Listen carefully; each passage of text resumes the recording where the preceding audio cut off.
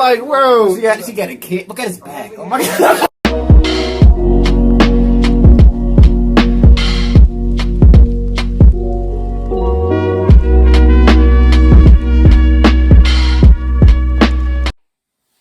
Yeah, what's up, y'all? Welcome back to another reaction. Today, if you're reacting to Why Were the Future Androids So Different? Laughing Stock Media.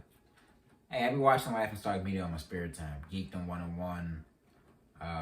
There's a few other dudes. But yeah, these Dragon Ball Z videos, crazy.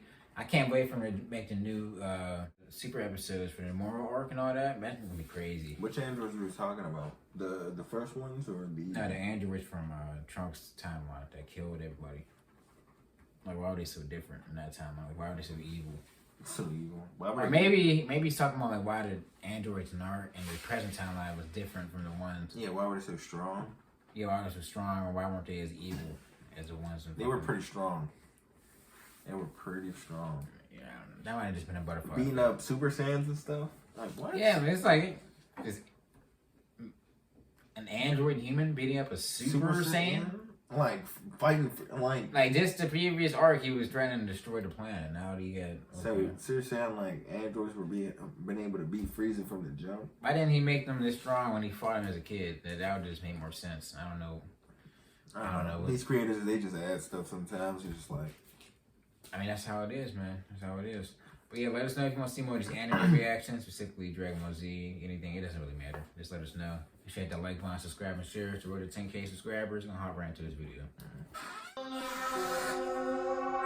Why were the future androids so different from their main timeline counterparts? Does it have something to do with butterfly effect, or perhaps something even deeper? Well, in this video, I'm going to discuss that. Now let's begin by talking about the two different timelines that these characters originate from. And despite the fact that they're very similar, there's a lot of differences that occur with them. Whereas in the original timeline and the future Trunks or History of Trunks timeline, androids 17 and 18 were remarkably evil and went around the world wiping out most of humanity, including almost all the Z fighters. In the main timeline, this was quite different, as not only were 17 and 18 more powerful than Trunks' versions, but for whatever reason they didn't seem to be as inclined to go on rampages and wipe out everyone in sight. Instead, they seemed more interested in the game of finding Goku. And even when attacked by the other Z fighters, they didn't kill them, and instead only worked to incapacitate them and leave them behind. So clearly, despite them being counterparts of one another, these two sets of duos are quite different in terms of their personality and their actions, with the original set being two ultimate villains who totally devastated the Earth and turned it into basically a pile of smoking rubble, and the others being more positive influences and actually helping to save the universe. So naturally, there must be some kind of difference in circumstances that led to these characters being different, because it's unlikely that somehow in the main timeline, 17 and 18 were just born or somehow programmed by Gero to be even less hostile and willing to commit atrocities. And I think a lot of these differences can really be narrowed down to the circumstances by which 17 and 18 escaped their captivity under Dr. Gero.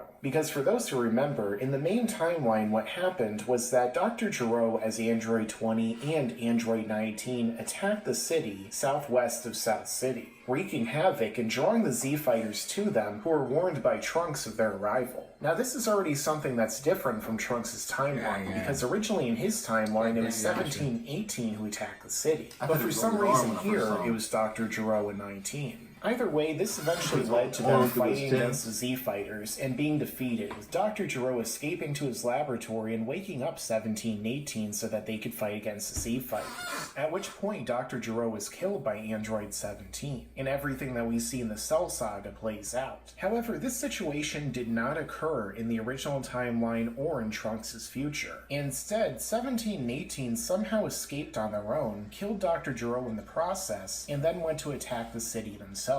Now, the timeline of how and when this happened is somewhat up in the air. as after all, we know the date in which the androids attacked the city, but we don't really know the circumstances of how they escaped or why they're weaker. And I think a lot of these changes really begin with what Trunks first did when he went back in time, which is not only killing Frieza and his father, but also saving Goku's life by giving him the heart virus medication. Because according to Trunks in his future, Goku actually died of the heart virus a while before the androids attacked the city. And naturally, because Trunks didn't warn them about the androids, the Z-Fighters were less prepared and weren't actually together as a unit working in order to fight against this threat. Which is probably one of the reasons why Goku caught this virus and died sooner, because he wasn't out in the middle of the mountains training with Gohan and Piccolo, and probably had more exposure with people on Earth, maybe going out into populated areas to visit with Bulma, his other friends, or do a number of other things. Now, a lot of people seem to believe that Goku caught this heart virus on Yardrat, but there's literally no evidence ever given to suggest he did. And rather, it seems more likely that it was rather a virus that was found on Earth, and affected a number of other people. Otherwise, why would there have been a vaccine created to treat it, if it was only affecting one person who died years before the virus ever got cured? It's not like we were told that Bulma created the medicine purposely to send it back in time to give to Goku. It just so happened to exist. And I think that Goku's death probably was something that Dr. Gero would have noticed, because even though he stopped following the progress of Goku and his strength during the period of time when he went to Namek leading up to when he encountered him in the Cell Saga, considering that much of Gero's plan revolved around getting revenge upon and killing Goku, all en route to taking over the world, I feel like he probably would have some contingency in place to figure it out if Goku died before that time.